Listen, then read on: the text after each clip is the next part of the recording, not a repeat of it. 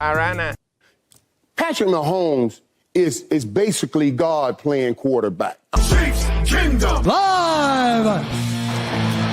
They want it! They want it!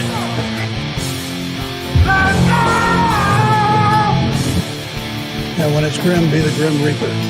We'll go get it. That's a different tier right there, baby. Yeah, we're not having a snowball fight.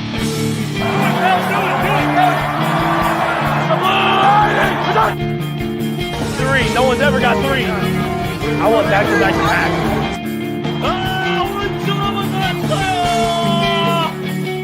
The Lombardi Trophy has a red and gold reflection. Touchdown!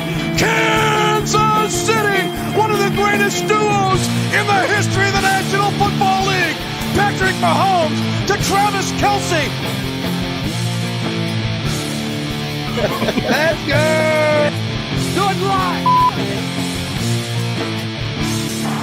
You gotta fight for your right to fight. It'll get handled when it gets handled. Let's go. Howdy, Chiefs Kingdom. It's Wednesday. It's 8 o'clock. It's Chiefs Kingdom Live. Thank you so much for joining us. If you would, real quick, before you forget, if you wouldn't mind, make sure to click or tap that like and click or tap that subscribe.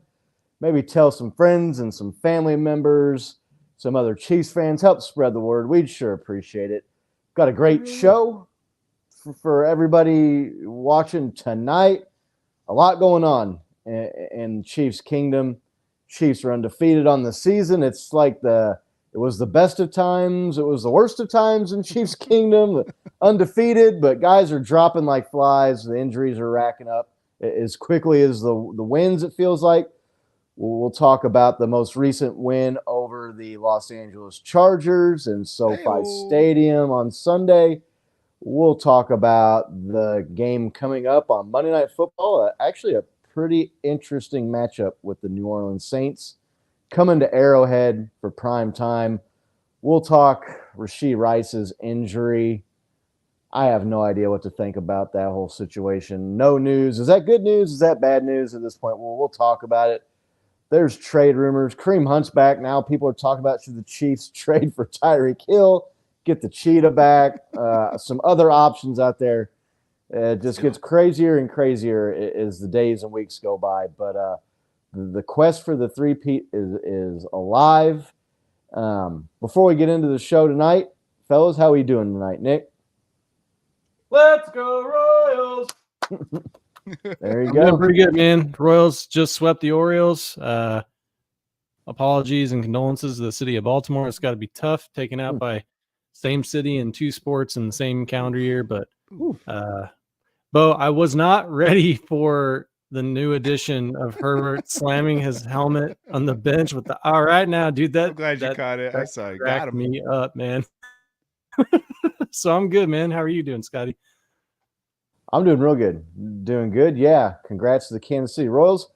First team in Major League Baseball history to lose 100 games and then the following year win a playoff series. Bobby Witt Jr., he's maybe the Patrick Mahomes of Major League Baseball. Doing real good. Yeah. It's Winterville in Kansas City again. So we're all doing good. Life is good. Had a good watch party here at the house. Really good time watching that game. Awesome game. It's Chargers. We'll break it down here in a minute. Bo, how you feeling, man? You doing good?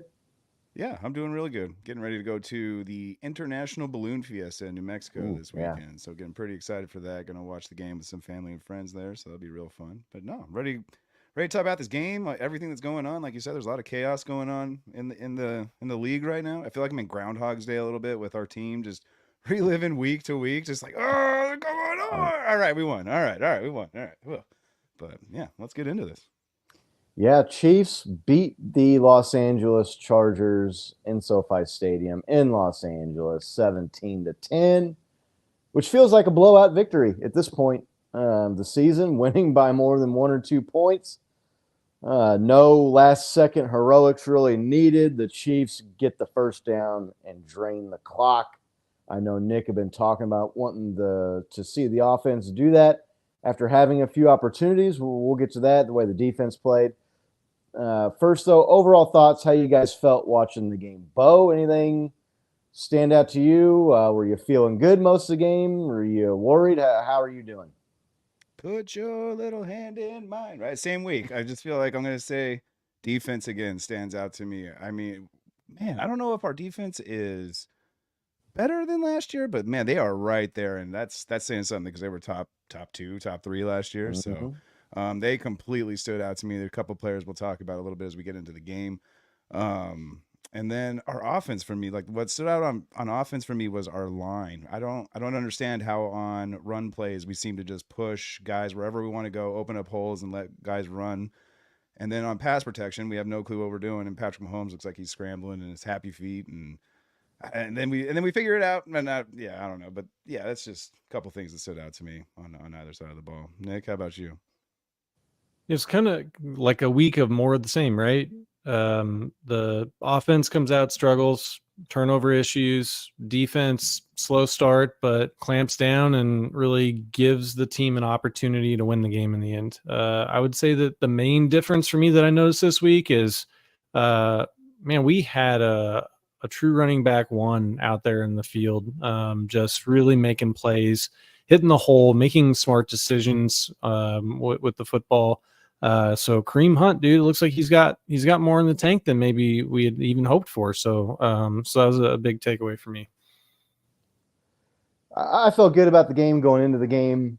I know a lot has been made about Jim Harbaugh, and he's just the latest person that was going to come into the AFC West and help dethrone the Chiefs, right? It was Russell Wilson, and then it was Sean Payton, and now it's Jim Harbaugh. I was not worried about it. I thought the Chiefs were the better team. But we get the turnover and the Rashee Rice injury and a couple of things.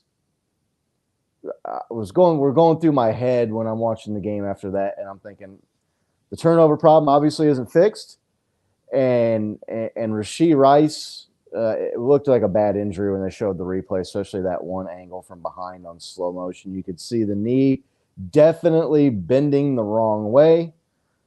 He goes out, he's ruled out of the game, and the offense had been struggling, so to speak, maybe by their standards the last few years, and now Rashee Rice, who really was the engine of the offense so far, the brightest spot, he leaves. You're kind of wondering, okay, is the offense going to crash and burn now that he's out? But coming to the rescue, Travis, MF, and Kelsey. He showed up big time when they needed him. And so it's like, yes, sir. like in case of emergency, break glass and break out the Kelsey. So, and then the way the defense was playing, the Chargers were frustrated on offense. I felt pretty good about the game, especially when the Chiefs got it tied there. I thought, well, I like our chances now. And you could just see the Chargers. You could just see it. They were like, oh no, here we go again, right? Same old story. We play them well. We looks like we got them on the ropes early, and somehow they evade the knockout blows and hang around in the fight and get the decision at the end. Let's talk about this defense, man. I don't know. J.K. Dobbins is an interesting study at running back, right? Case study in the NFL. Supremely talented. I thought was probably the best running back of his draft class. He comes into the league and with the Ravens, and the guy just has been hurt every year, basically. And not just injured, nicked up, missing a few weeks here and there. I mean, injured reserve, missing the rest of the season. He looked like he was maybe a little bit rejuvenated and had a fresh start going there in Los Angeles. Had been running the ball well. But the Chiefs' defense, man, is stout against the run this year. They showed it again against another really good running back that was having a really good season. Held him to next to nothing. Nick, this run defense we were talking about last week, can this hold up? Do we expect the defense to play this well the whole year? Same old story. They give up the touchdown on the opening drive, albeit it was a shortened field drive, right, because of the interception, the turnover. And then they were clamps after that. what maybe stood out to you? What did you like that you saw out of the defense against the Chargers? Yeah, I think you nailed it. Run defense was huge. The Chargers this year have started out saying, "Hey, we're gonna be a smash mouth football team." That's what Harbaugh wants to do. He wants to, have a stud quarterback, but also be, running it through the run game on the offense. Which, look, we saw what that can do when we had Kareem Hunt the first time, and having that type of dynamic run offense is huge. And much like last year, where we just went through the gamut of every single stud wide receiver, it seemed like in the NFL, and locked them down.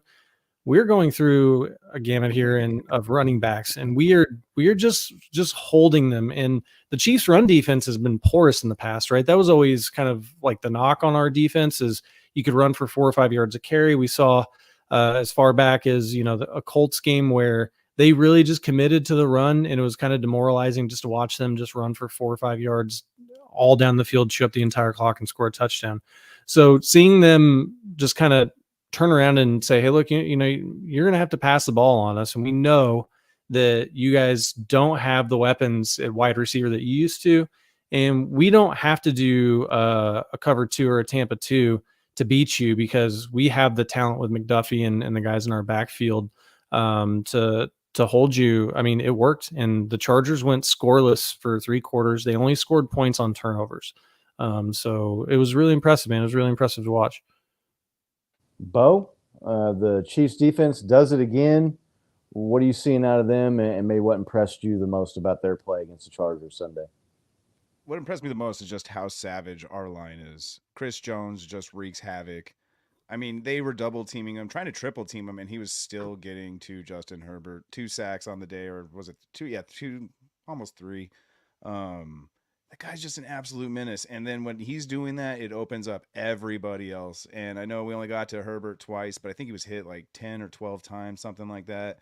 We pressured him like 41% of the snaps, and that was with 4 guys, right? We weren't like bringing like crazy heavy blitzes. We were just getting to him, and that's what I'm really noticing, is just how big and strong our guys on the line are, man. They're causing havoc.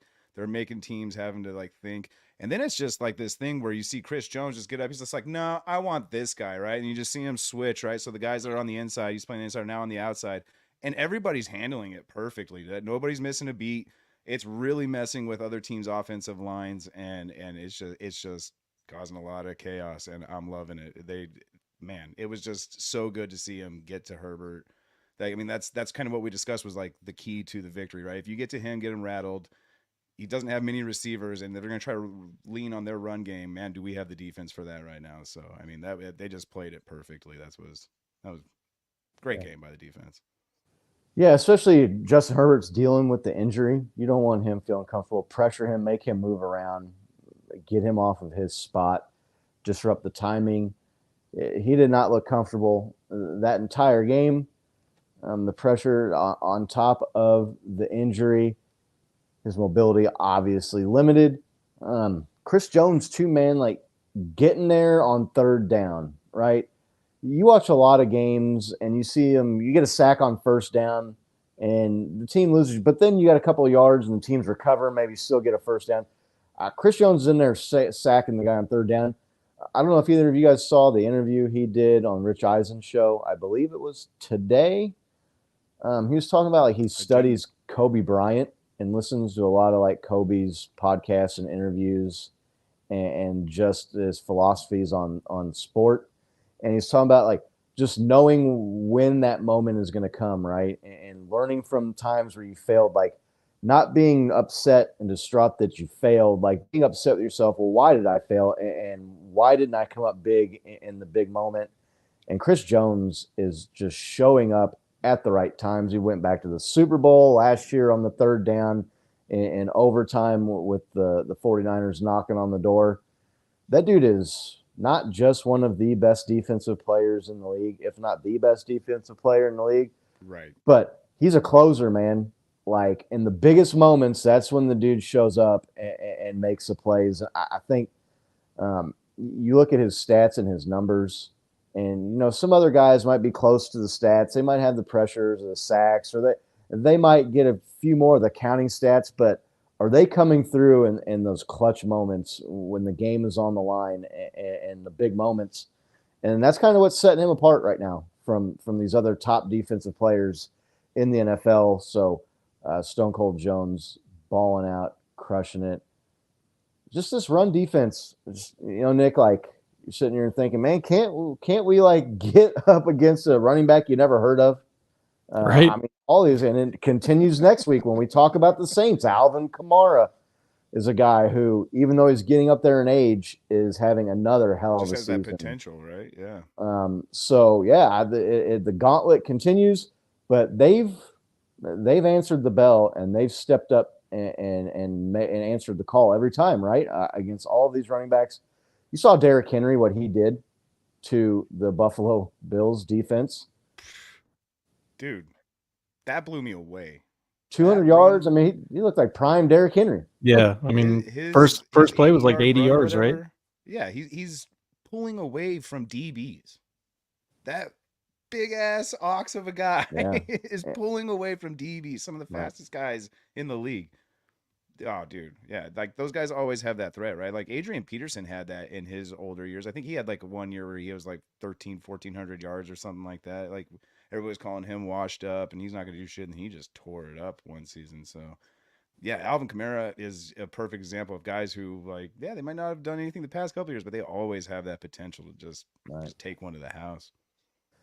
Yeah, so it's going to be a tough test, but you watch Derrick Henry after playing the Chiefs, and he's getting up there in age for a running back, and the Titans maybe thought, he's past his peak, and we're going to move on from him, let him go somewhere else.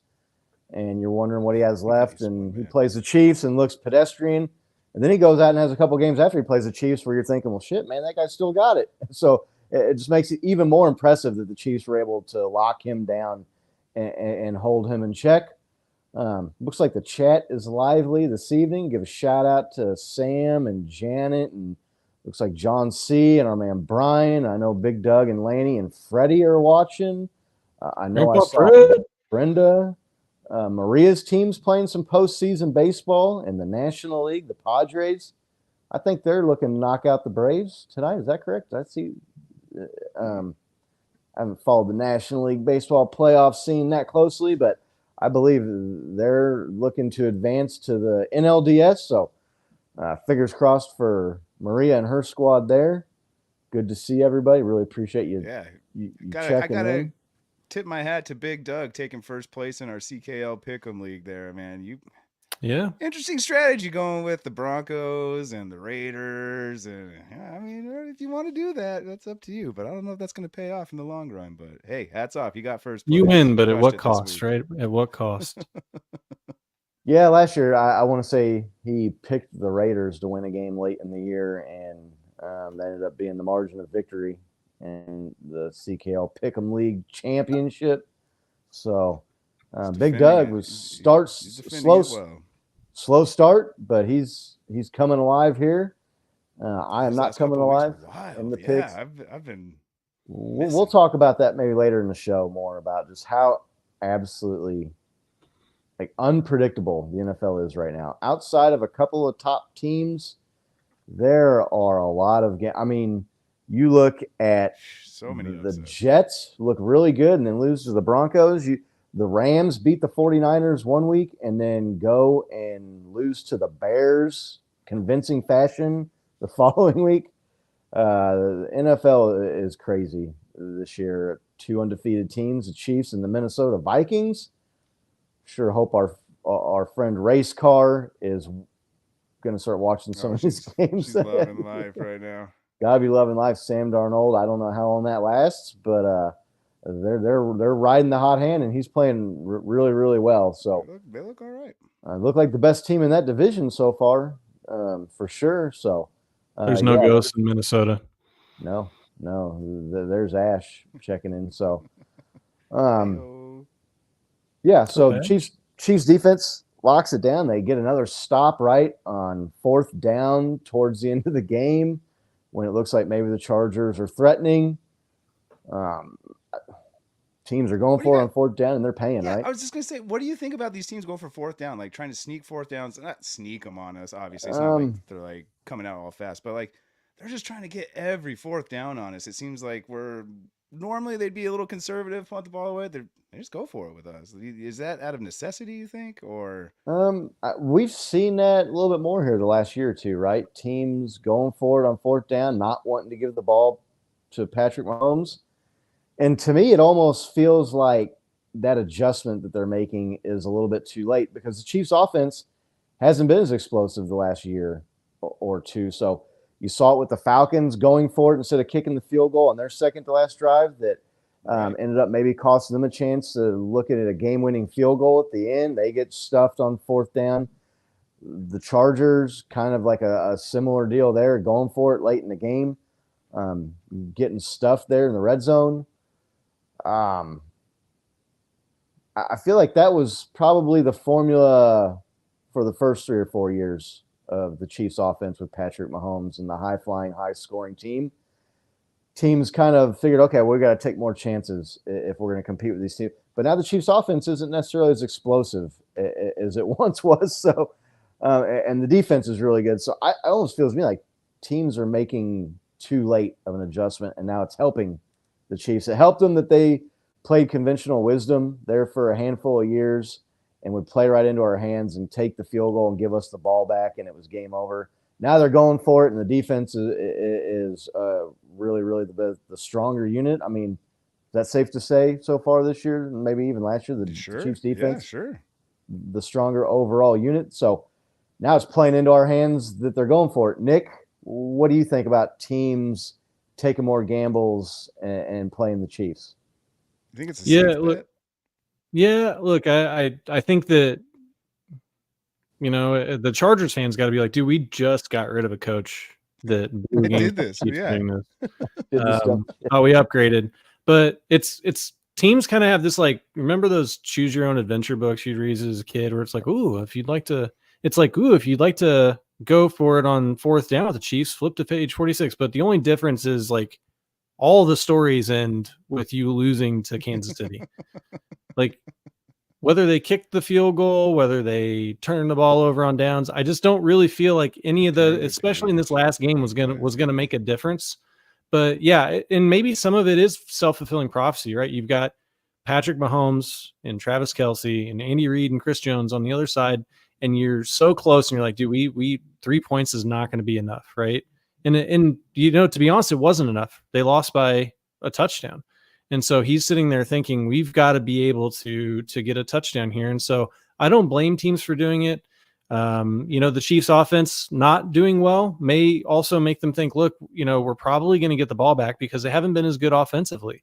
So there's a good chance that, you know, we can get the ball back. But, you know, then we have Kareem Hunt and Xavier Worthy coming through to close it out. And so I just feel like they get pushed because of like the history of the Chiefs, and it's almost like their accomplishments are causing unforced errors by opponents because they feel like they have to push. So whether they do or not, I mean, I don't know. I do feel like we're at that stage where it's like, okay, like do whatever, like kick the field goal, like we're still going to win the game. Like you're not going to win the game, you know?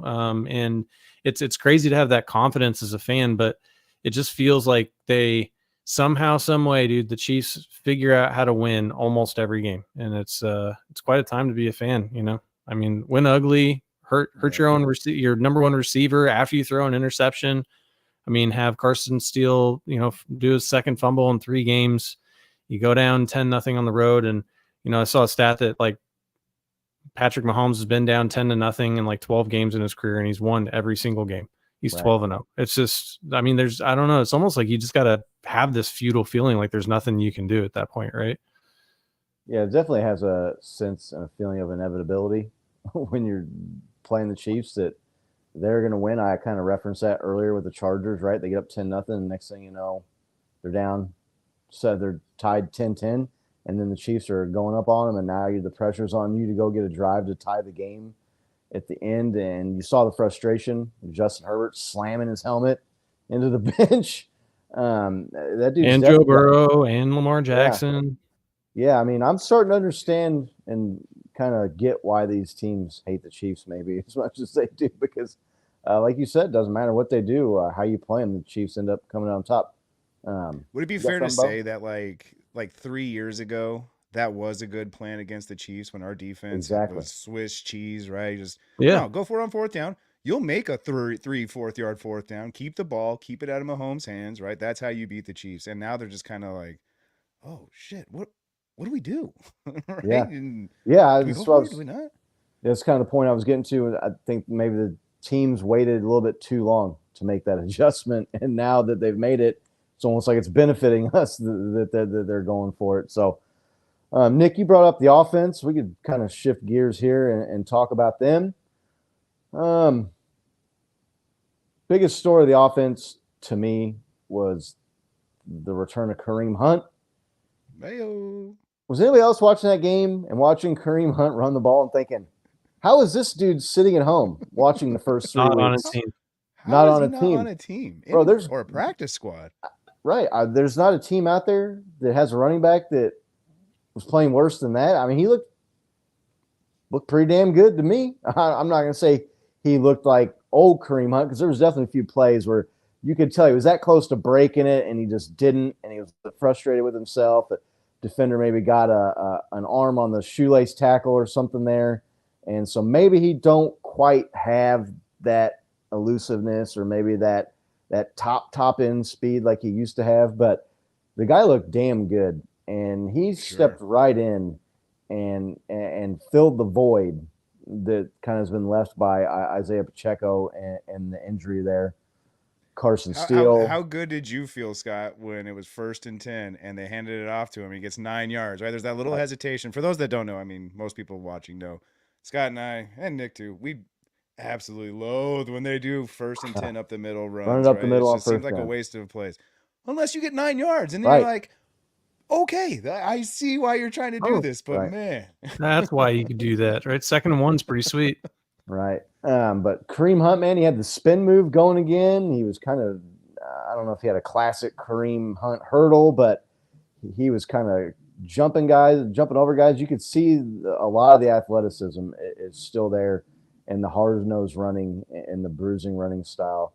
He looked fresh. He looked good, and he looked like a guy that Chiefs offensive running game, I didn't really miss a beat with Isaiah Pacheco out. You throw Kareem Hunt in.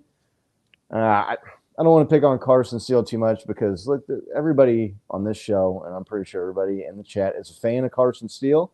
It's a good story. Now he's a rookie, and so there might be some growing pains there. But in the NFL, I mean, ask Clyde Edwards-Helaire, Isaiah Pacheco, just mentioned him. There's always a guy that's going to come in and be there waiting for their opportunity to take your job if you slip up, and that's kind of what happened on Sunday in LA when Carson Steele has the fumble. Kareem Hunt comes in, averages 5 yards a carry, has not been a fumbler in his career. Nick, Kareem Hunt, how much does he bring to the Chiefs, and how excited are you and how happy to see the performance and the level he played at? Yeah, look, I love Isaiah Pacheco, and he's done a lot for this team. He's a great teammate. He's a good running back. I think you saw a little bit better reads of where to run the ball with Kareem Hunt. And you see a little bit more patience. It seems like he's waiting for some of these things to develop and then really getting past that initial line of scrimmage. And I think he has slightly better instincts as a running back. He's not as fast anymore, but I know that Chiefs Kingdom loves Pacheco, and I love Pacheco. Prime Kareem Hunt was better than prime Isaiah Pacheco. I don't think that's like a shocker for anybody to hear. But. So it was good to see that, right? It was good to see that maybe some of the struggles that we have in these short yardage downs may not all be up to the line not blocking correctly, right? Maybe it's some of its execution and picking the right avenues to go, the right gaps to go through. So kudos to him. He's coming off where he wasn't on a team. He gets signed to the practice squad, gets elevated from practice squad, and he's in a game pretty whirlwind. And I know he's been in the system before, but he hasn't been in it recently, and he's able to get in there and have that kind of an impact in one game. It's exciting to think, if he can maintain his body throughout the year, what he's got and what he's going to be like in 4 or 5 weeks, right? And then we're going to get Pacheco back because he's not going to be out all season. And then we're going to have a 1-2 punch of Isaiah Pacheco and Kareem Hunt on this team. That's shaping up to really help our situation with our wide receivers, where we can rotate out 2 really good running backs. Right. Bo, Kareem Hunt looked pretty good to you, didn't he? Dude, so impressive. What shoes to fill too, right? Coming in off of a week's practice. Like as we pointed out, they're not on a team, right? So who knows? I mean, professional athletes, they probably train all the time, but who knows what kind of shape he was in. Just even more impressive that he did that in 10 days time, 7 days time, right? Like just came in. To Nick's point, I feel like why Pacheco runs so hard as Pacheco runs, we make fun of him biting the air, or he's mad at the ground, right, when he runs, is that he's kind of making up for what Nick pointed out in Kareem Hunt's ability to just find the right seams in that natural feel. We talk about it with players like Kelsey and just star number ones, right, who have that feel for the game, and they make it look easy and effortless. And I guarantee you it's neither of those things, but that guy just has that feel, and he knows where the right paths are, that he doesn't have to run as hard as Pacheco does. So I think that he's making up for it in just raw aggression. But again, just what a perfect fit. I mean, God, the Veach and management and company, I mean, just could you ask for a better squad running this team right now? Like, to just go out there, find guys like this year in and year out. We're always on that. They've been so active on the trading. What am I trying to think of? The trading schedule here. They find veterans who are able to fit key positions just so well. And then they've done it again. And then we might have to do it again with receiver. We might not. We'll get into Rashee Rice's stuff and everything. We talk about the offense a little bit more here. But what I just can't get over how well he just fit in with 1 week's training. I mean, I know he's a professional athlete, but just to get in and fill the void that we were missing with Pacheco out, and obviously with like Steele fumbling and P. Ryan not looking super great. I think he did amazingly well. Yeah, P. Ryan gets the touchdown. I felt like he kind of stole Kareem Hunt's touchdown. That was Kareem Hunt's drive. Sure. Put a little tongue-in-cheek post out on the X account there. If you're not following us on our social medias, you can find us at Chiefs Kingdom Live on X and on Instagram and on Facebook. You got to build P. Ryan's trade value somehow, buddy. Yeah, maybe that's what they're trying to do. John C. brought up a comment here. I saw it on the screen just a second ago talking about with Isaiah Pacheco, Kareem Hunt, P. Ryan, and Steele, all good runners. I saw the Chiefs designated Clyde Edwards-Helaire for return online today. They're not going to keep 5 running backs on the team. I don't think. Man, I mean, who's the odd man out then? Is it Steele? Is it the rookie? Is it? I feel like if you try to sneak Steele onto the practice squad, maybe somebody's going to try to swoop in and maybe steal that guy from you. I know the Chiefs like P. Ryan and the veteran presence he brings. I definitely don't think he's taking Kareem Hunt or Isaiah Pacheco's spot. Right. If CEH comes back, who is the odd man out, do you think, Nick? Yeah, I think it's going to be Steele. He's a good story. I don't want it to be Steele. I mean, but I think that he has fumble issues. He wasn't a draft pick. He wasn't a high draft pick, and we've seen with this team, how they value the guys that they value, right? So I mean, are they going to cut CEH for Carson Steele?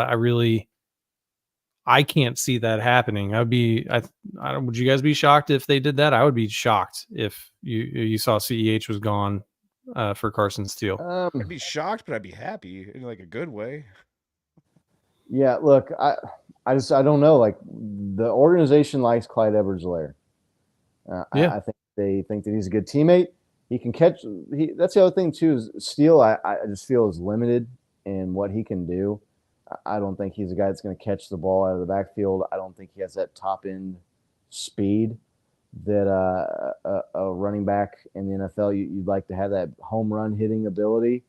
I know he's the battering ram, but do you really need the battering ram running back when you've got Kareem Hunt back on the team and Isaiah Pacheco now? So I see it being Steele too. I mean, I wish I'd just get Do rid we of know CEH, how long but Pacheco is out for? that is, I said it was a 4 to 6 week injury when it happened, and that's been a week or two ago. So he's probably out for at least another month. 8, 9, right? Yeah. Yeah, somewhere in there. But I mean, at some point, he's going to come back, and Clyde Edwards-Helaire is going to be here still, unless there's an injury to somebody between now and then. So Bo, would it be more just like a depth concern right now, don't you think, that like with all the injuries we're having and everything like that, you know, we're going to have somebody to fill that void for that like 2-week gap when Pacheco's not there. yeah, but I mean, once he comes back, though, and you're going to have all these guys on the team, somebody's going to be left out at some point, I would imagine. I can't see him having 5 running backs on the team. Dude, for me, it'd be CEH or P Ryan, right? Like, I would just look at kind of productivity. I don't know if you're going to give up on a rookie that easily. Like, I mean, you kind of expect rookies to rookie out and fumble, right? I mean, I don't know. I mean, hit it harder in practice, give them less opportunity. I don't know, but that's a tough call. Glad I'm not the one making it. Yeah, the Chiefs like P Ryan. There was, I want to say it was John V. Matt. What's up, dude? Yeah, John V. Good to see you, man. I want to say it was Matt Derrick was talking about the Chiefs actually were like trying to get P Ryan from the Broncos. Possibly it was like looking for a trade in the offseason. That they liked what he had to offer, and the Broncos wanted too much, and then they ended up releasing him and got him for nothing. So Broncos gonna Bronco. It sounded like on that deal, but I'll be surprised if P Ryan is the odd man out. It's either got to be CEH or Steele, right? And maybe when Pacheco comes back, they just part ways with CEH. I could see the team looking at Clyde Edwards-Helaire and saying, look, like if Steele's got this fumbling issue and he can't catch the ball out of the backfield, he's maybe not as much of an all-around player as Clyde Edwards-Helaire. They signed Clyde Edwards-Helaire back onto the team again. He's got that first-round pedigree. I don't know, but we got a few weeks to see how that sorts out. The other position group that needs some help right now, the wide receiving room.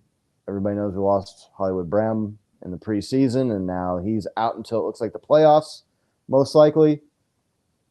Rashee Rice, the man that was really exploding onto the scene this year and doing it all and just having a monster start to the year, suffers a knee injury. It's still unclear as to how severe of an injury that is. There's been no real news on it other than they're testing, and they should have a better idea of a diagnosis on Monday. Rashee Rice, I don't know if no news is good news, if no news is bad news in the situation. I really don't know what to think. I'd hate to even speculate on it. Losing Rashee Rice, I mean, how big of a blow is that? And do the Chiefs just have to adjust what they do? Do you think they go out and trade for somebody? Bo, what do you think the Chiefs do? How do you see them moving forward on offense if indeed Rashee Rice misses a significant amount of time or maybe even is out for the rest of the year? Yeah, sure. I mean, me personally, dude, I mean, it was just gut-wrenching to see him go down, right? And then they put him on the cart, and then I'd text you guys both just fucking capital letters. It was just, you just hate to see it. My heart goes out to the guy. I like to think that no news is good news, and I hope that means best case scenario for the worst kind of case scenario that he's experiencing. But I would just plan for the worst, you know? Like, I don't think you can, like, really pin your hopes on him right now, even if it is. Like, he's still out 2, 3, 4 weeks at, like, bare minimum. If it's just, you know, absolute best case scenario, nothing's, like, torn, kind of, it's still a while. And so I think you still got to kind of pivot and see what you got to do now. I mean, luckily we have a bye week in here, but we still have a tough road ahead of us. We got, you know, the 49ers coming up, and then, oh, crazy. I just heard a gunshot in my neighborhood.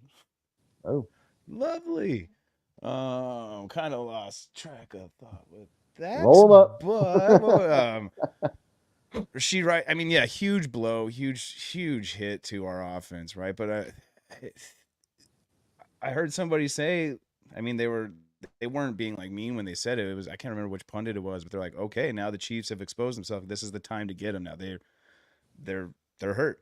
He goes out early in the game. We still win this game, dude. I can't. I don't know what to say about this team. How we just kind of persevere. Next man up, kind of steps up. We saw it with Rice last year, stepping up and becoming the rookie that we wanted to see, or a go-to target we wanted to see, and we're seeing that now, kind of with Xavier Worthy, which I'm loving. Pat's getting more comfortable with him.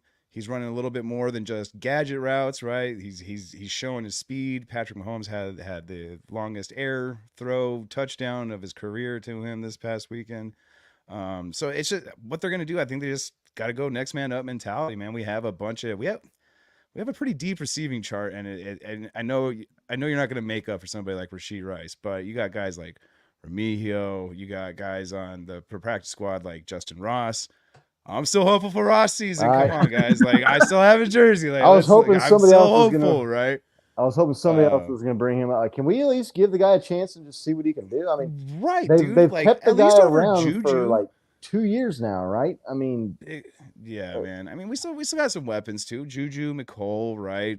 But there's guys we can pull from with that. There's guys to look around. We just need guys to step up right now, and I think that's what we're going to kind of pivot to. I don't see a trade really happening in our future. Yeah, we'll talk about that. That was this week's poll question, is possible trade. But look, I'm surprised our man John V's asking where old Tired Legs is at. His boy, Jarrett McKinnon, the Jet, as we like to call him in Chiefs Kingdom. I miss him too. I miss him too. I don't know. I think maybe the team, or it feels like maybe he's just starting to get up there in age, and it looks like kind of like they've moved on from him when they brought in Kareem Hunt and they brought in Samaje Perine to kind of take that third down back role over. So I wouldn't rule anything out, but I'd be pretty surprised to see Jet McKinnon on this team this year. He's not on another team anywhere either. So, which, hey, Kareem Hunt's perfect prime example. There are pretty good guys that are out there that aren't on a team that maybe it should be. But, I don't know. The wide receiving room to me is it's just depleted right now. When you're looking at going into the year, everybody thought that Hollywood Brown and Rashee Rice were going to be 1-2 or 2-1. I always thought it was kind of silly to think that Hollywood Brown was going to be the number one wide receiver. I always thought that was going to be Rashee Rice, but they've lost their two top wide receivers that they had planned on having to start the season. We saw Sky Moore had a drop on third down. I mean, the guy gets an opportunity to play and do something, and he just let it go through his hands. McCole Hardman is sitting on this team with 0 catches for 0 yards through 4 games. I don't know if maybe they try to get him more involved now that Rashee Rice is out. I just, outside of a possibility of a Justin Ross, I don't see where they are going to pull somebody out to come in and give you even anything close to what Rashee Rice was giving you. So, Nick, where are the Chiefs at with wide receiver? I know Remigio is a popular guy with Chiefs Kingdom. He's got like a cult-like following. Another guy that the organization has kept around for a couple of years, but never really given the opportunity. I mean, would you like to see one of those two guys, or you want to bring somebody in from the outside? What do you think, or how would you like to see the Chiefs address the issues? So there's a lot of vagaries around what's going on with Rashee Rice's injury. And I think until they know that, you're not going to see what they're going to do. If he's out for the season, they may make a trade, but this whole, they're going to trade for, Devontae Adams, or they're going to trade for Tyreek Hill.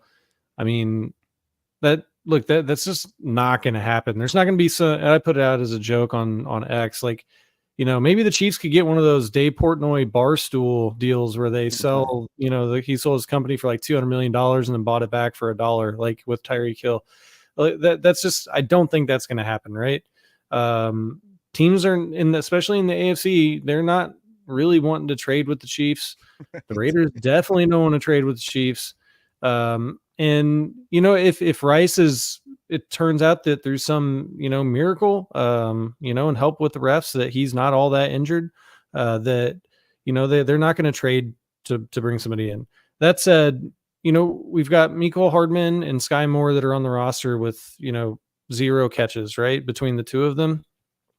And we've got people that are preseason favorites sitting on the practice squad. Now, Carson Steele is a preseason favorite too, right? So maybe they're seeing things that we're not, and so there may be a reason that they're not bringing them up and they're keeping those other guys in. But as a fan, you're like, I mean, can it get much worse than 0 catches for 0 yards, right? Like they're just not even like Sky Moore doesn't even, he's got almost 50 snaps at played, I think, and he's got 0 targets.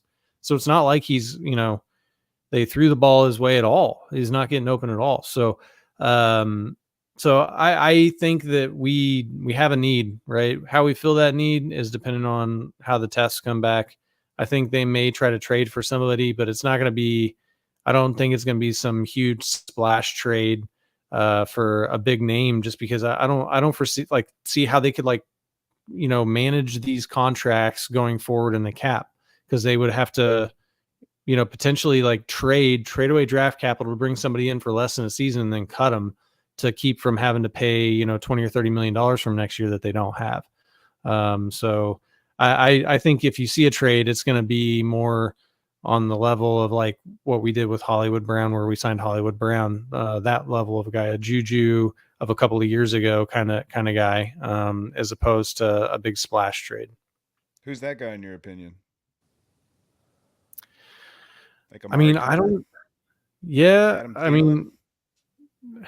Maybe I don't even know. I mean, yeah, Cooper Kupp. Yeah, the Rams will be high, just willing to trade Cooper Kupp for nothing. I mean, that would be great if we could get him, but I just don't. They're not doing so hot. Yeah. Yeah, I mean, they just beat the 49ers a week ago. So, I mean, I don't think the Rams are out of it. They definitely are not going to be waving the white flag on their season, but they went toe-to-toe with the Lions too. Look, to me, outside of trading for Tyreek Hill, maybe even a Devontae Adams, you're not going to bring in a guy who's going to perform and give you what you've lost with the way Rashee Rice was playing. You're just not. That guy's not out there outside of Tyreek Hill and possibly Devontae Adams. You can bring in an Amari Cooper, and the Browns maybe are probably motivated to move him because this is his last year of his deal, and John B's catching strays in the chat. They are having a bad year, and so maybe they'd be willing to try to get something to move Amari Cooper. He'd be one of those players you could buy on the dollar, like you were talking about. Yeah, but I mean, what's he going to give you? I mean, does he come in? I mean, he leads the league in drops through 4 weeks in the NFL. We went down that road last year, right? That could be a fluky thing too. But I think he's had 3 touchdowns negated by penalty. Yeah. And one of them was a 74-yarder too, man. Yeah. So, I mean, it's weird to look at it like that, though. Right. So I just don't know what a guy like that is going to come. I mean, if you're expecting to go trade for Amari Cooper and have him come in and give you 9 or 10 or 11 catches for 100+ yards and a touchdown every game like Rashee Rice was giving you, that's just not going to happen. That's not realistic. They're going to have to get some more out of some other guys. Worthy had the nice long bomb touchdown, 63-yard bastically in the air on a freaking dude. That was like on a rope. I'm trying to remember, what did they call that? Do you remember the game Lemmings used to play on the computer? They had the homing missile or whatever it was called, where you could no matter where it was at on the thing, you could lock it in and it would follow around and go and blow the thing up. I mean, that looked like a homing missile, man. Right in stride, perfect in the hands, 60 yards downfield. I'd like to see what he could do. He caught the pass on 3rd down that iced the game for the Chiefs. Xavier Worthy did. So maybe you got to ramp him up, but he's a rookie, and we've seen that rookies take some time to develop and take over in the Andy Reid system. Took 8 Rashee or 9 Rice, games himself, himself, it was the second half of the season before he really took off, and that was out of necessity. So maybe you can give him some more looks, and you got to ramp up what you're trying to get out of him. I just feel like it's going to be bringing a Ross guy up.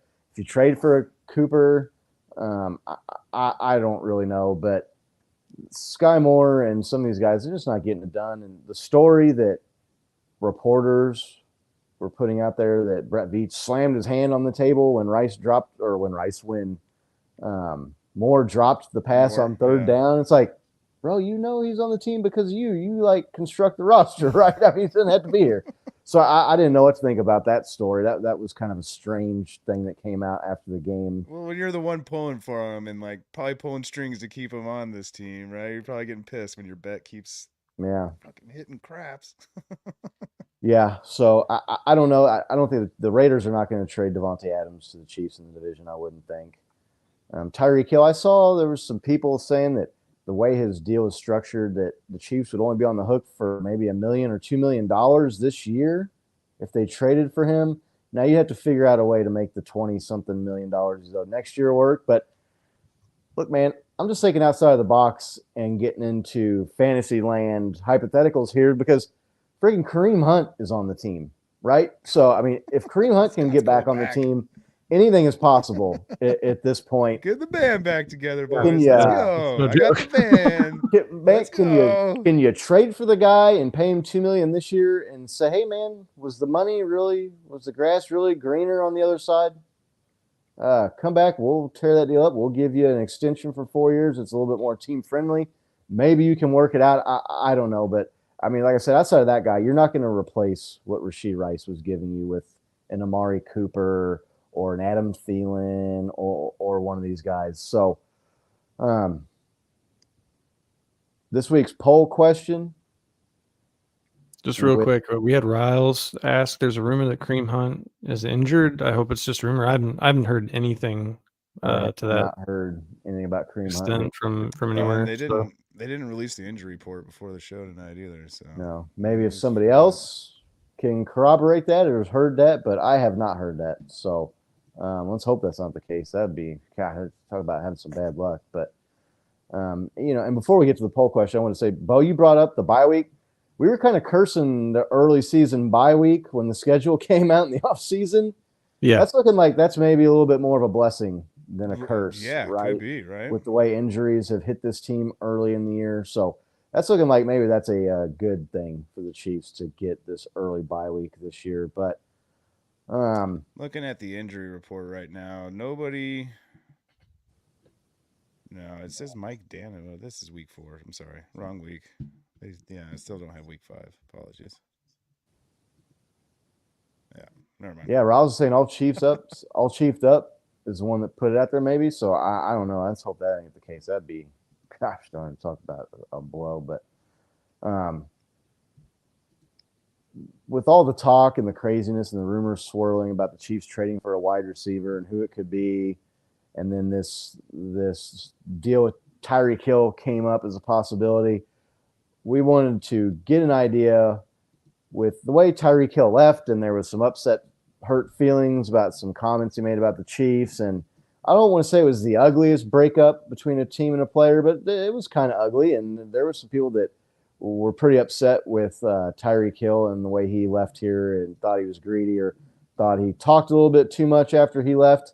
We wanted to see how Chiefs Kingdom would feel about a possible reunion. If you haven't voted in the poll yet this week, you can head on over to our X account at Chiefs Kingdom Live, Kingdom abbreviated there in the middle. Would you be in favor of a Tyreek Hill reunion? I was surprised that this is almost 2-1, right? Basically is. Oh, that looks like it's bumped up to it as what is that? 61% of the vote almost in favor of bringing the cheetah back. That was a little surprising to me. I know Chiefs fans want to win, and the Rashee Rice injury definitely is affecting people's opinion, right? If you would have said something about bringing him back before Rashee Rice got hurt, it probably would be a different result. But let's just say the Chiefs can figure out a way to make the dollars work, and the Dolphins are willing to do it without wanting some ridiculous haul of draft picks back. How would you guys feel about a reunion, bring back the cheetah, Bo? Well, that's a different question, right? I'd be in favor of it happening, but I don't think they can make the dollars work. So I kind of feel like that's how people answered, right? Like, of course you're going to be in favor of Tyreek coming back. It'd be so much fun. I don't know, man. There's a lot of people that were pissed off at Tyreek after he left and went him down, man. Like, I mean, yeah, they were hurt because, I mean, they realized what they were giving up when he left, right? It was just such a stud. But then I think everybody that answered no, it was just kind of being realistic, just like, no, there's just no way. And then we'd be in cap hell for the next couple of years or anything. I love the idea. I would be in complete favor of it. Could you imagine Worthy and Reek, and then throwing guys like J Watt in there and Travis Kelsey, and then you have Kareem Hunt, Pacheco? Oh, it would just be like an offense you dream about. Yeah, to go with the defense we have right now. Woo, just so unlikely in my book, though. Like that, yeah. I mean, you can see I voted yes. I was just like, yeah, that'd be so much fun. I'm with you. I'm in fantasy land, just kind of doing hypotheticals. It'd be great, but I just don't think it's realistic. Yeah, Nick, I take it you'd be in favor of bringing Tyreek Hill back. Yeah, I mean, I'm surprised this isn't 100% yes. He was voted the number one player in the NFL last year.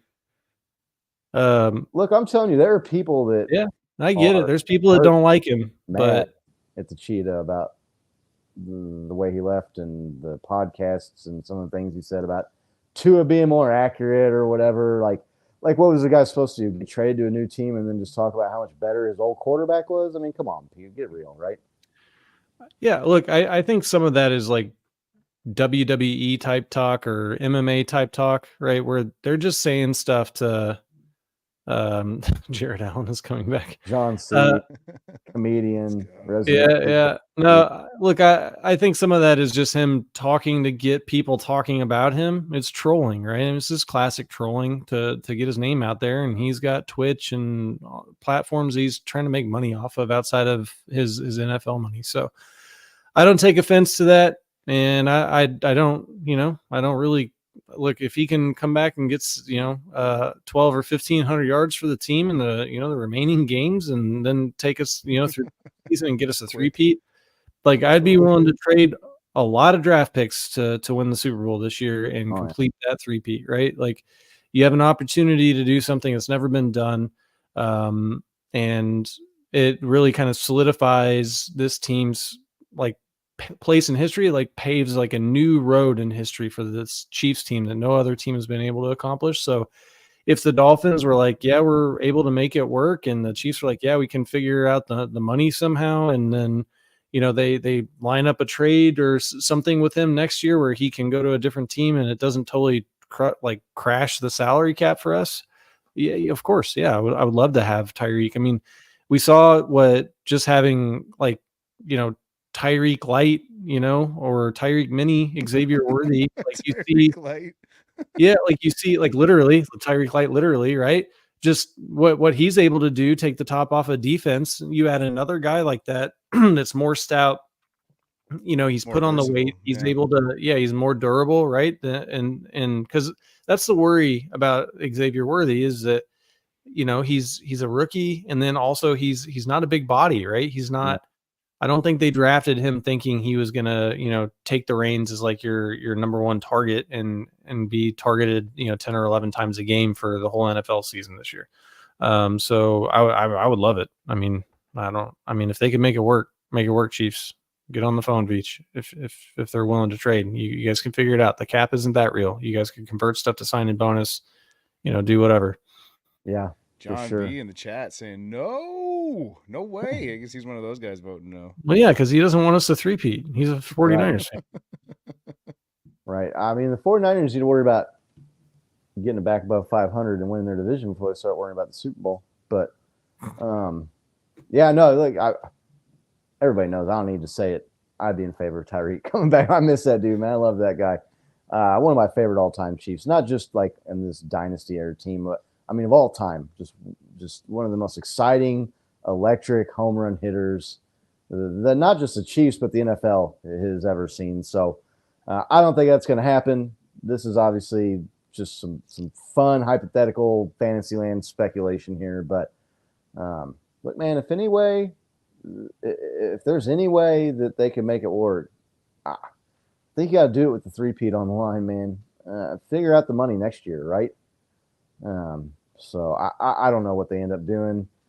I mean, I'd be okay if they got an Amari Cooper or one of these middle tier guys. You're just going to have to get some more out of somebody else. Because like I said, if you think Amari Cooper's coming to this team and going to play and give you what Rashee Rice was giving you, that's just not going to happen. That's not the expectation. So it'll be interesting to see what the Chiefs do there.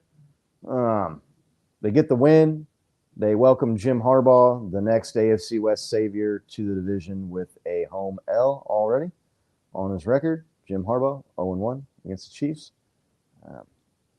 Him and Sean John Payton. it's like that first crush, though, man. You saw what he could do. You know his capabilities. Yeah, you'd like to go back and just. And they won a Super Bowl with him too. I mean, this idea that like there's no way the Chiefs win the Super Bowl the last 2 years with Tyreek Hill. I mean, it's not impossible, right? I mean, they did it a different way, but yeah, I don't know. They could use some help on offense right now because look at the defense. They run their close to NFL record string of games without giving up 28 points or more another week by only giving up 10 points to the Los Angeles Chargers.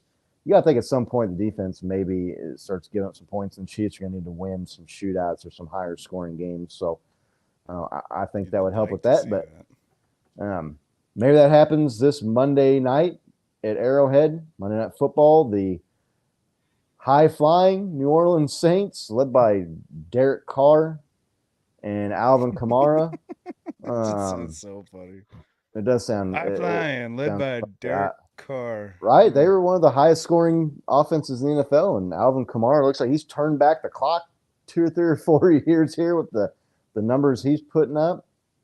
How are we feeling looking ahead to this game before we kind of break down what we think the keys of the game are and maybe our players to watch? Nick, how do you feel about the Chiefs taking on the Saints in prime time next Monday night? Yeah, I like our strength going up against their strength. You know, our defense going up against Alvin Kamara, and then, you know, Derek Carr's having a fabulous season. You're happy to see him get away from the Raiders organization and then have, you know, second life in his career. But he's not an unknown quantity to the Chiefs coaching staff or to the core people on the Chiefs defense, right? They've played him, they know him, they understand how he operates. I mean, I saw another game this year where, you know, we got a Saints game and it's just like Carr's about to get crushed. He just throws the ball up for grabs, man. I mean, it just like they know how to play him. So I like our strength against their strength, and really it's just going to be with these, you know, this decimation of our wide receiving core. How do the Chiefs respond, and how do they score points on offense, right? And, you know, do they have people that are able to step up? Can we get Worthy to take on a bigger role than maybe him and the Chiefs are ready for? Justin Watson, can Justin Watson step up and be more than like a wide receiver 4 when we need him to, right? Can Sky Moore and Mecole Hardman start producing? So to me, that's the question. But I feel good about this game. I feel good about the Chiefs like in every game, right? Yeah, I just feel like if we can play our game, if we can actually limit the mistakes on offense this week, right? Limit the turnovers. I feel like there's nobody in the league that can beat the Chiefs, you know, in a 3 to 5 game series. And so that means that more often than not, we're going to win. Yeah, I can answer your question about can Sky Moore step it up. Sky Moore is not going to step it up and start producing for this team. Was that I'm trying to be positive, man. I'm trying to be positive. I'm with you. There's plenty of positive. You're like, I'm positive he ain't going to do it. Yeah, you got to be realistic too. Yeah, I know. Although I was just talking about bringing the cheetah back. I don't know about talking about realistic maybe. But you prefaced it with Bo? Illusions from Fantasy Island thinking the cheetah's coming back, but right. It's fun. Bo? It's still fun to talk about. How are you feeling about this game against Saints? What's your confidence level at? You know, it's pretty high. Saints coming off a couple losses to mediocre teams, run-of-the-mill teams. And the talk of the town is how banged up the Chiefs are. I mean, obviously, yeah, we took a couple blows with our receivers and a running back, but Saints are kind of banged up too. Their last game, I think Taysom Hill went out with an abdomen or hip injury or something like that. So it'll be interesting to see if he makes it. I know the Honey Badger for them is out, so he won't. I don't know if he's playing or if he's questionable or whatnot. But they have a banged up team too. But yeah, going right along with what Nick said, I think we know how to game plan for their weapons. They have Derek Carr at quarterback, which we used to play him twice a year. We know what to do. Get in his face, disrupt him, get him panicked, and that guy just falls apart. Alvin Kamara, yeah, we know what to do. And outside of that, they don't have much. They have Chris Olave and Chris Olave is a good player. Right. But like we can lock down 1 or 2 receivers. I mean, we do it with higher tier receivers all the time. So Jamar Chase. I'm really liking the matchup as far as it goes with their offense and our defense. And then as far as our offense, as long as like we can get out of our own way, I think Patrick Mahomes has made some, just really obvious mistakes the past couple of games. He cleans those up. I mean, we're not looking at teams scoring, but a touchdown on us a game. So I've like just clean up some of the simple mistakes, and we're right there in most of or to what you were saying, like stepping on people's throats, getting a real good blowout like you want. So I feel really good about this game. Yeah, I'm feeling good too. Mitchell Schwartz put out an interesting thread about Patrick Mahomes and some of the mistakes he's making and the interceptions and the pass protection not being atrocious, but also not being great. And he can't step into throws, and he's having to get off his spot early. And spooked isn't the right word, but I mean, he was getting some pretty consistent, quick pressure off that blind side, especially to start the season. So, I don't know. Isn't the right word, but neither is comfortable, right? Right. Like, yeah. Look, Patrick Mahomes, there's been a few game stretches where people were critical of him and he looked like he was human and had the turnovers. It was drop passes and it was the line not giving him time. Patrick Mahomes is still the best player in the NFL, and he didn't forget how to be the best player in the NFL in the offseason. Right. So I have 100% confidence that the guy is going to be back. And it was tough like last week. I mean, he had a good completion percentage. He had 250 yards, 1 touchdown, the 1 interception. Obviously, he would like to have back. But I want to say there was a play where he had a guy catch the ball and got down inside the 5-yard line. That was almost a touchdown pass.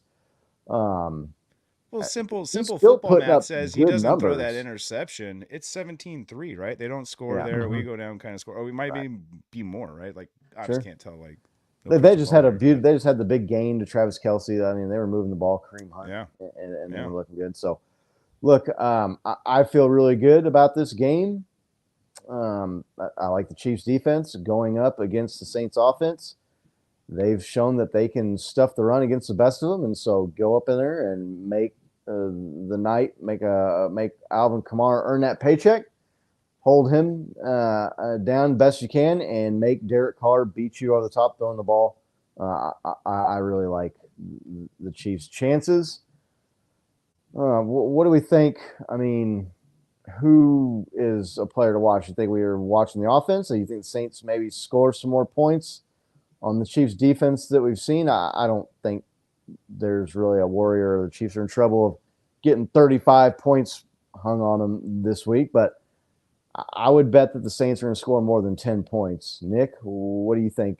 You see how the Chiefs and what's going to be the key, which side of the ball maybe, or a player or two are going to be instrumental in the Chiefs getting a win?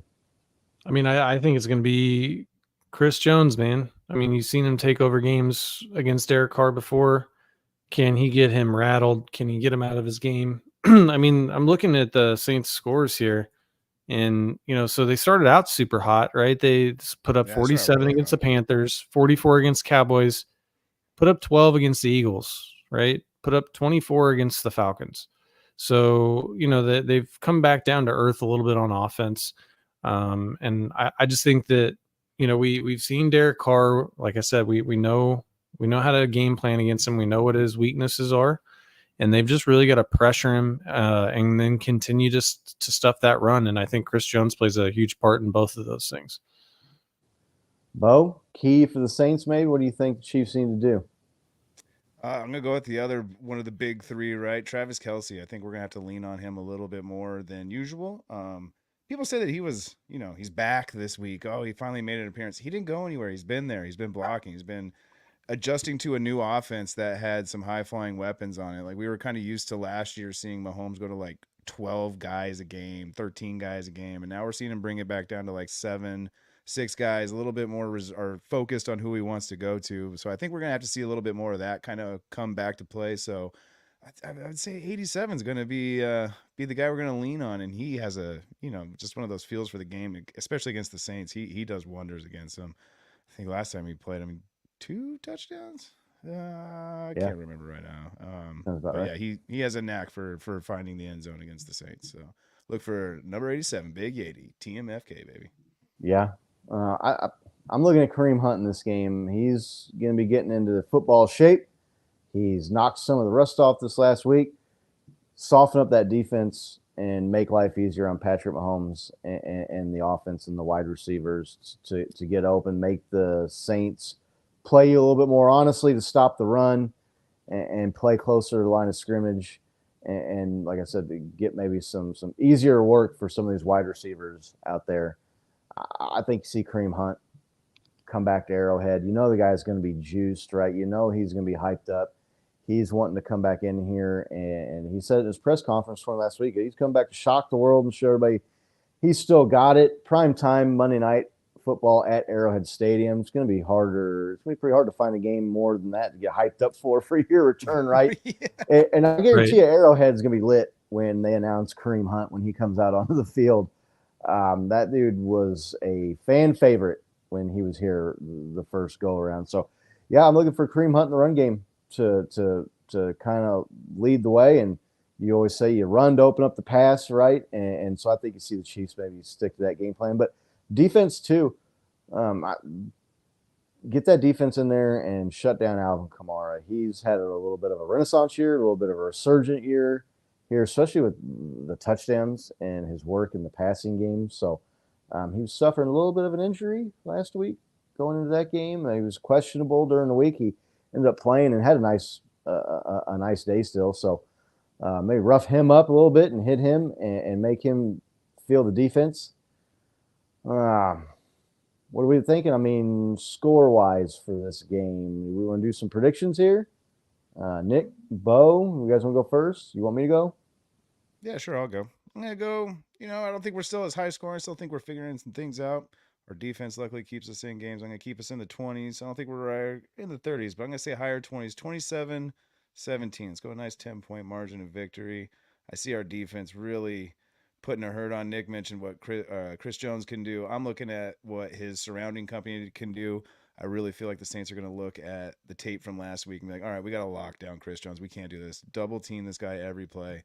So I would expect a lot from Karlaftis, Dana, Pinnell, everybody else on that front end, Chanel. Expect them to have a good game. Maybe even a defensive score. We'll take that. Nick, you want to go?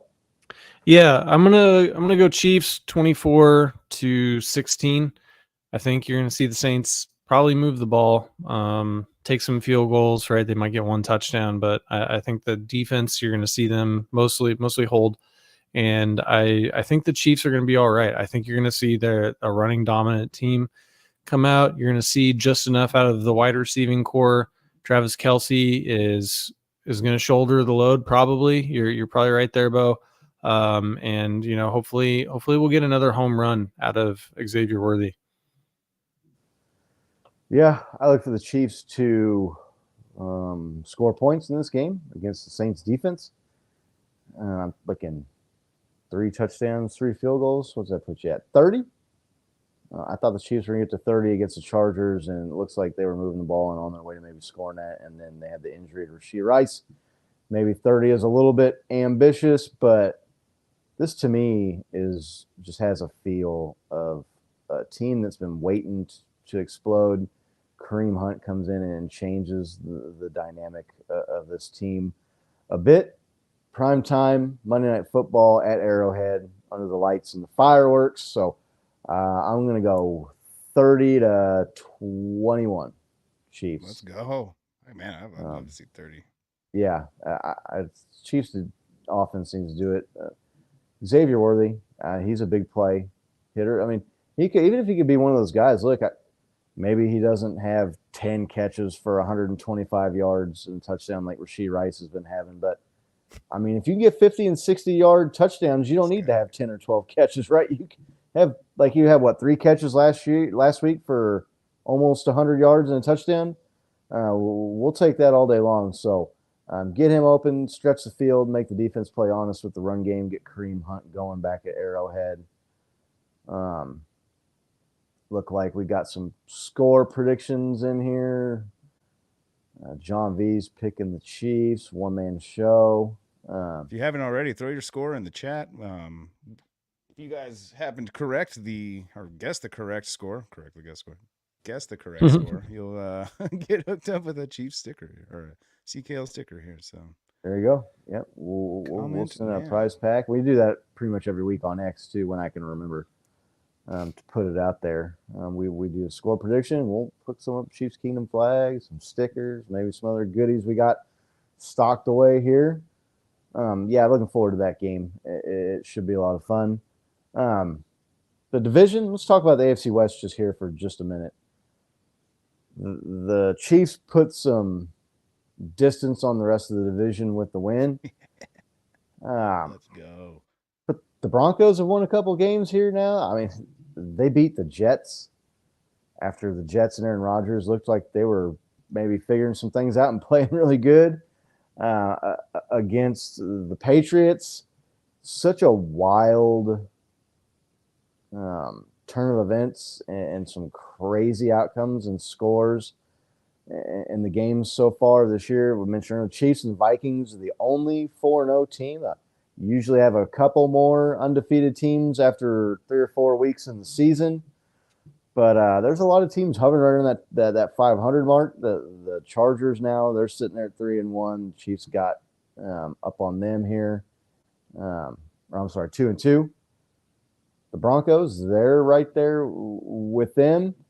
How are you guys feeling about the Chiefs' lead and where they're at in the AFC West after getting a road win against a team that maybe people were going to pick is the biggest competition? Bo, you feeling pretty good right now? Oh, dude, loving it. Like 2.5 games over the Chargers, 2 games over everybody else. Yeah, I'll take it any day. Week 1, like we beat the Ravens, and it's just like, all right, that's a big win, right? It's still early, but there might be some implications later down the road. Week 2 against the Bengals, same thing. Like, oh, that's huge. I mean, this is, if there are playoff implications between these teams, we got the tiebreakers on both of them. And now you're like 4-0, looking at 5-0, and you're like, dang, this is great. Just perfect positioning. I'm digging it, man. Like, yeah, I got another AFC West title in the books, maybe. Yeah. Nick, how you feeling about the division? The Broncos maybe are a little bit better record than we thought they would have at this point in the season. The Raiders have won a game or two. The Chargers looked like they were giving us a hard time to start that game, but Chiefs beat them on the road again, right? Yeah, and the Chargers were pretty beat up, and they had a player out with suspension. That's just kind of their MO, though, having key players injured, right?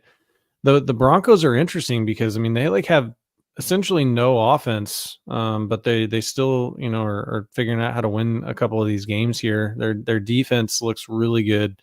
And so that's interesting. But I mean, we're not even to Halloween yet, and we're looking at 2+ games up on everybody else. This is the best case scenario for the Chiefs. And the Chiefs haven't, even played their best ball yet, right? No. Their best football, is still on the horizon. And so, I mean, you got to feel good about our chances of getting another division title, right? Getting another home football playoff game this year. The Chiefs just got to keep it up. And I mean, yeah, I don't know, man. It's weird. Like I thought that, the Chargers, they did fairly well against us, but I don't know. Did you ever really feel like they're going to win that game? I mean, there was parts of me that thought they had a Like shot. with the outside of the shock of the Rashee Rice injury, When right? Rashee Rice got hurt, I was thinking, oh man, like, because like I said, But that's like a freak thing that happened. I'm just saying, like, through their play, were you watching the team thinking this team can beat the Chiefs? And I really wasn't like sitting there thinking that. I mean, and that was supposed to be the best competition. I mean, the Broncos, their defense is really good, but I mean, you have like -7 passing yards and a half is it for your team, and you're winning. The first team ever to win with like 60 yards passing from your quarterback. Like, I mean, they're not going anywhere this year with Bo Nix. I seriously doubt that. Didn't Tim Tebow win a game where he didn't even complete a pass or something? He completed like 2 passes or something, but they must have been long ones because longer. yeah. So I just anyway, yeah. I mean, the division is shaping up to be really favorable for us this year again. Drama in Las Vegas with the Raiders, and now Tay Adams wants out. Mm-hmm. The Raiders are raidering. There was a weird deal too where Devontae Adams said something about wanting to be traded or had a kind of a cryptic post on Instagram. Hey, what's and up, then Nico? the Raiders coach liked it. So then people were asking him about that. Raiders raidering early in the year, even though they've looked a little bit better than they thought. I mean, they look better than I thought that they were going to be with Gardner Minshew. My man Yeah. Nico's in the house. His Browns are off to a tough start this year. Season's not probably going how he anticipated or wanted it to go, but Deshaun Watson had his probably best game in a while. I don't know if there's a ray of sunshine there, but looks like Nico's still waving the flag here, man. It looks like he's still on board. It's definitely early, and with the way the other teams in that division have started, Steelers picked up an L. I don't think anybody really looked at them at 3-0 as on par with some of the other teams that had the perfect records in the NFL. The Ravens dug themselves a little bit of a hole. The Bengals dug themselves a little bit of a hole to start the year. So, I mean, the Browns, they could be right back in it if they get some guys healthy and get some things going. Scott, you brought up Amari Cooper earlier. He's one of those players I could see us actually kind of going for if like the Browns don't turn it around because of like all the contract stuff we talked about. So I'm sneakily, I mean, I like the Browns. I like to see them when they do well, but I'm kind of rooting against them. I wouldn't mind just bringing over all that talent. We got Kareem Hunt. Now let's bring over Cooper. Just kind of fill in the voids here. Nico's bringing up here to get Njoku back. Chubb's coming back. Oh, I didn't know Njoku was And that's out. a huge. I guess that makes sense. I haven't heard his name. That was a massive injury. Yeah. An actual gruesome injury to Nick Chubb. We'll see how he comes back. One of the, if not the best running back in the NFL before he got hurt. Appreciate you letting Kareem Hunt go and sit there on the couch out there in Cleveland so we could go swoop him up when Isaiah Pacheco got hurt. Definitely did us a solid there in Cleveland. But again, I go back to it. I was watching him play against the Chargers thinking, how is this guy not on the team somewhere? Like, how did somebody not kick the tires on Kareem Hunt and give him a shot? So the AFC picture, the Bills were the September champs. And then I guess the loss still technically occurred in September. So, but now that the calendar's turned October, they had an embarrassing loss. The roller coaster that is Josh Allen and the Bills is on the downhill slide, it looks like here, maybe possibly after getting waxed by the Ravens, who had struggled and were a no-win team at that point. How are we looking at the Chiefs? Last undefeated team in the AFC. What do we think about the Bills and the Ravens? Looks like maybe the Ravens and Bengals got a little healthy against some teams, although I will say the Bengals got healthy against Andy Dalton and the Panthers. Nick, AFC overall, how you looking, or how the Chiefs looking, and maybe is there a team that you're still keeping an eye on? Yeah, I mean it's looking like the Ravens are putting some things together. They're figuring out how to utilize Derrick Henry in their offense. They just clobbered the Bills, which was a lot of fun. I saw Tony from LRR said last night on the show that he's no longer supporting the Bills. He said Patrick Mahomes destroyed all fandom that he had for the Buffalo Bills. So sorry for your loss. From 2 Super Bowls ago, he's a Chiefs fan now. All right. Yeah. So no, he's in our opening credits going, "We did it, guys. We did it." That's right. The clip. Yeah. It'd be interesting to see how the Texans perform, but I mean I think it's going to be a couple of the usual suspects here. I think you're going to see the Bills. They're going to have a good season. They have their roller coasters, man. That's just, we've talked about it. That it's always coming, right? But they don't freak out. And Josh Allen, he'll put together some more good games. And so I think it's just going to be down to those 3 teams probably right now. The Bengals might have screwed up going 0-3 to start. We'll see if they can recover, but I'm thinking that it's going to be like a 3-team race between the Chiefs, the Ravens, and the Bills. And it's great to see the Chiefs come out to that head start, even though they haven't played great. Quick before we go to Bo, and you can see who he thinks about the AFC so far. What is it about the Bills and the up and down? Is it the coach? Is it Josh Allen? Is it The defense. I mean, what is it? What is it that causes them to be so erratic throughout the course of a season? I think it's a little of both that you just touched on, the coach and the players, right? Like you see the coach get conservative in the wrong spots. Like he'll go for it on fourth down on his own side of the field early on in the game, but then not do it later on in the game when the game's actually more on the line. And so I don't know, like his inconsistency in play calling and then having to put too much on certain players at all times is kind of like I feel like where you get those spikes. And yeah, they really prove to be hit or miss. Nick, what is it about the Bills that causes them to have these wild, kind of like bipolar mood swings back and forth? I think, John B said Josh Allen and McDermott. I think a lot of it has to do with Josh Allen. He's like playing full bore all the time, trying to make the play every play. And he's more consistent way more consistent at it than Carson Wentz was. Like Carson Wentz is like when it doesn't work out almost all the time and works out a little bit of the time, right? That's what you saw with him towards the end of the Eagles. But I think that that's kind of what Josh is doing. He's trying to be Superman every play. And sometimes it just doesn't work. And I think also there's some of this where they're a good team, but they're really good at playing bad teams, right? They are really good at just beating the shit out of bad teams. But when they get into these close games, they don't handle it as well for whatever reason, and they struggle against the better teams. I that's what I see anyway. I think that it's like the Ravens can do that too, but they beat the Bills, and the Bills are a pretty good team. They hammered them pretty good. But yeah, I think that that's a huge part of it. Is I think it's just kind of like the mentality that Josh Allen has is it's like he's like going all in like on every play in every series, and there's no like kind of methodical, all right, let's we don't need to go for the home run right now. What we need to do is we need to put a drive together. Does that make sense? Yeah. That makes perfect sense. What do you think, Scott? You think it's players, coaches? You think it's some other variable that we're not I seeing? think I think it's got to be the coaching at this point because players come and go, and they've seen it with Stephon Diggs come and go. They've lost some players on defense. They've had other guys on the offense come and go. To me, it's just the coach is like sets the tone, right?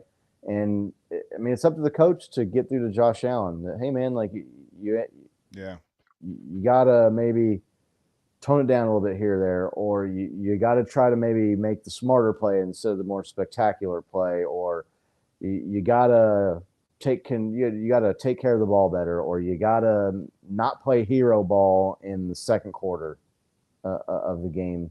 And he has weird, like you said, decision making to me. I mean, they had that trick play, and it totally blew up in their face and gave the Ravens momentum. So I think it's the coach. If that team, I would have maybe considered it, which is hard to say because they ended up getting the win at the end of the year and sneaking into the 2 seed somehow. How you sneak into the 2 seed is beyond me, right? But going from missing the playoffs to 2 seed. To the 2 seed. But if they don't get to a Super Bowl this year, I think you got to start looking at the coach at some point, right? I mean, you saw it with Mike McCarthy and Aaron Rodgers in Green Bay for how long? Aaron Rodgers is a first ballot, surefire Hall of Fame quarterback, and you went to one Super Bowl with the guy. And you lost a lot of games based on poor decision making and bumbling the clock. And you've seen it here with the Cowboys, right? Win games regular season, ride a very talented roster, but then when the games get hard and you get into January, they don't get it done. So I think it's mostly coaching because I think Josh Allen is a good player. And you mentioned some of the flaws in the erratic play and the nature of how Josh plays ball. It's up to the coaching staff and it's up to the head coach to kind of like mold him, right? And mature. Yeah, I disagree. Like I understand what you're saying, and maybe if he had better coaches, he would be more consistent. But we were talking doing that with Patrick Mahomes the last couple of years. We were talking earlier today, Scott, about like I love Salvador Perez. We had the same birthday. He's World Series MVP for the Royals, right? Hall of Fame I player. see him. Yeah, I think he's a Hall of Fame player. I see him strike out and swing it down and away pitches like more than any other player that I've ever seen, right? And we were talking about that, and you're like, I mean, sometimes like you can coach, somebody like over and over and over again, and like there's certain things you just can't coach out of them. And I think that there's some decision making processes that go on in Josh Allen's mind that I don't think you can coach out of him. They tried to coach it out of him in the divisional round last year. They were trying to get him to Yeah, throw you the ball saw him behind try. the line of Yeah. scrimmage. That was their game plan, right? Like to run the ball, throw the ball short, throw it behind the line of scrimmage, get yards after catch. And then what happened? They had the Chiefs almost on the ropes. They like all they really needed to do is put together a long drive and end it with a touchdown and try to use up almost all the time, right? And he starts trying to go for the home run ball in that situation. I think that that's like so much of his DNA. It's what makes him such an electric, exciting player because he's always going for broke. But I don't know, man. I just don't know that you can coach that out of him completely. Dude, I agree with you, but like it's hard to say that when you see designed runs being called for him, right? He's not going up There's to the that line too. and reading the defense, going like check, kill, kill, kill. I'm gonna do it, right? They call a play for him to run or throw those long bombs. Like I don't know how much of that he's just like, you know what, I'm gonna take over and call a whole different play here. Most of it's planned. Yeah, and I mean, I see the guy make other mistakes too. Like I said, with the play calling and Sure. kind of curious stuff that he does there. So, I mean, you're not going to get rid of Josh Allen, right, for the coach. So, I just think if they don't do it at some point, you got if something ain't working right, something is not right, and you got to make some changes. And to me, like I said, I mean, I just think it's the coaching. And some people are more coachable than others. There's definitely a certain aspect to it. I still think to me in the AFC, I don't know why I think this, but to me, the Bengals are just with Joe Burrow and some of the weapons they have on offense, and Zach Moss is looking like he's maybe getting a little bit better. At running back, that team to me, like you mentioned the Ravens, Nick, the Ravens they've got one way to win. Unlike the Chiefs, who can win multiple different ways, the Ravens, when they can run the ball and use that to their advantage and play defense, they can win, and they can win a lot of regular season games. But you force them out of that script, and they have to divert from plan A, and it just doesn't work for them. They lose, and they look like a completely different team, right? So I don't know how much you take and read into them beating the Bills because – again, how many games have they won the last 3 or 4 or 5 years doing what they did to the Bills? It just does not translate into the postseason when you play better competition, or maybe you can't do what it is that got you there, and you got to try to find a way to adjust. And teams talk about finding a way to win, right, and finding different ways to win. The Chiefs do it, and to me, a team like the Ravens just doesn't. So.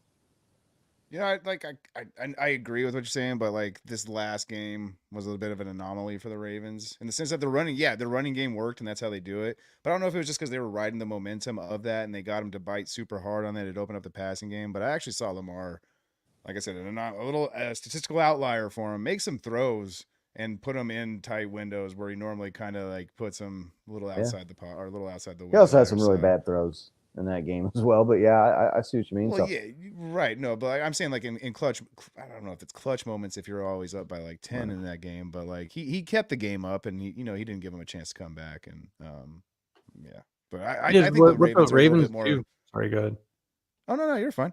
I was just saying what the Ravens do is wins against a lot of teams. Oh, okay. I'm sorry. Yeah. No, dude, go ahead. Put your hand up or something.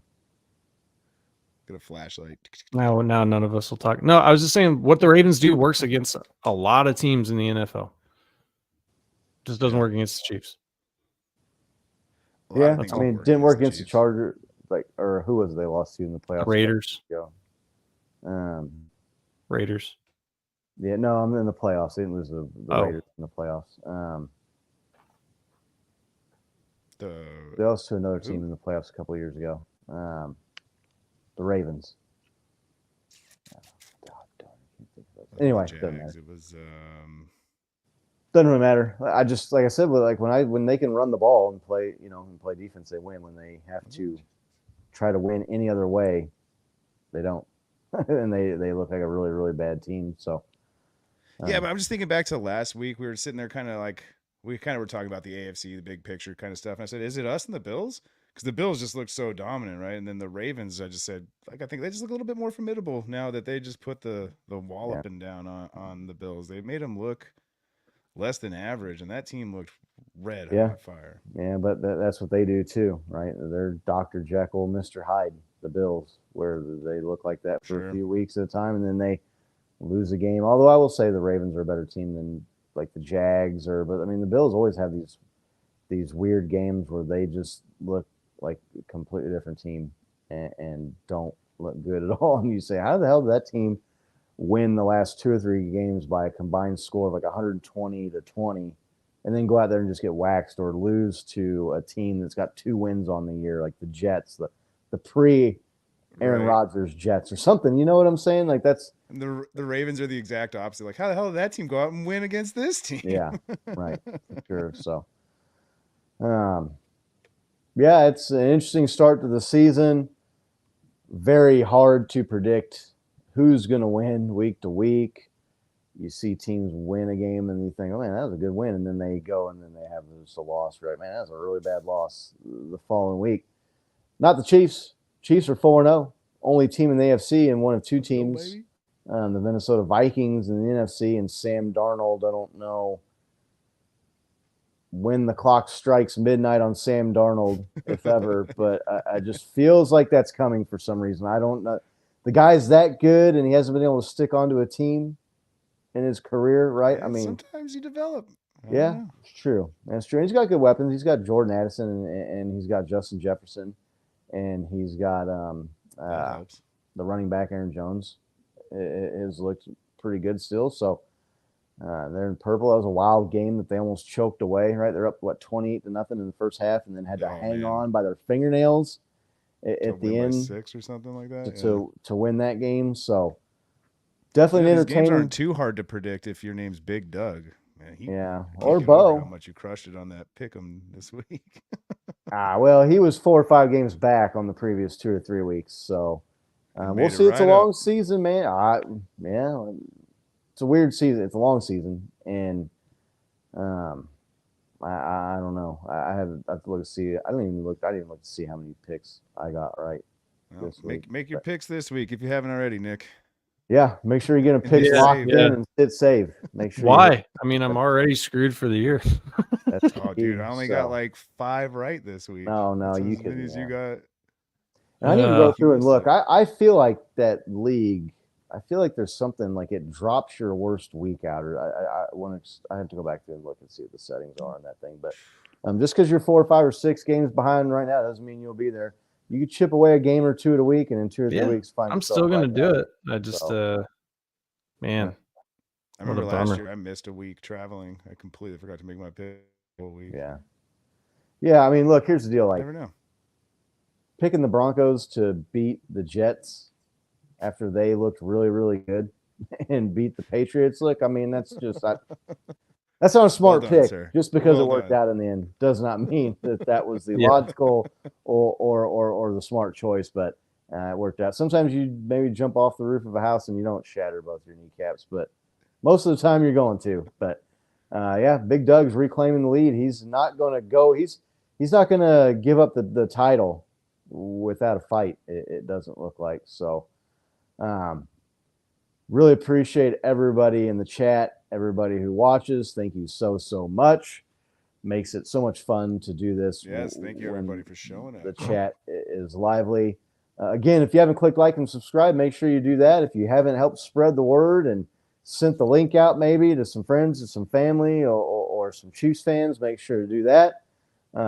Try to catch Locker Room Rain on Tuesdays. They were live last night. I missed it. I was driving last night, and it makes me so happy. Up on my phone, so yeah, that's good It's like show. Christmas. Go support our man John V. I didn't see our man JT Campbell in the comments tonight.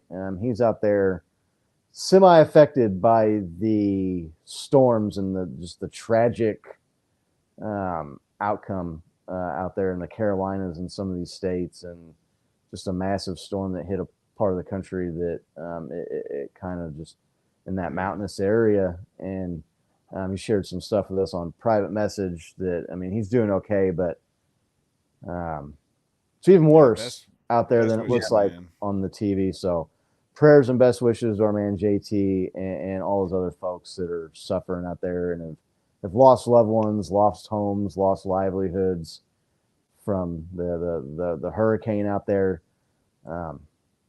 Wish we could do more than just say prayers and give good wishes, but maybe we can figure out how to do that. If there's anything we can do, reach out to us. Our contacts on the bottom there. Be more than happy to help in any way we can. So let us know. Yep. Keep our man JT and his family in your thoughts and prayers, and all the rest of the folks out there in that part of the country.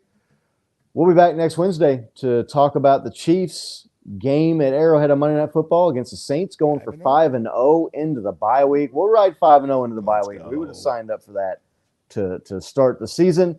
The quest for the three-peat is underway. There's been some twists and some turns already and some curveballs, but the Chiefs have navigated it to a perfect record, taking on NFC opponent Monday night at Arrowhead Stadium. I think I'm going to be at that game, so maybe look on the channel for some shorts. And again, we're trying to get to 1,000 subscribers and give away this Isaiah Pacheco signed jersey. So if you haven't, this little guy you're talking about? Yeah, that little guy there.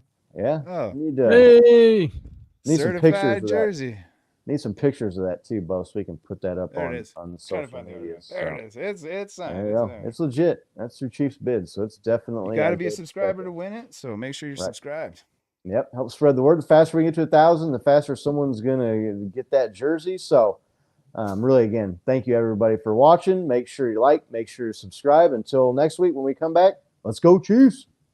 All right, let's go Chiefs!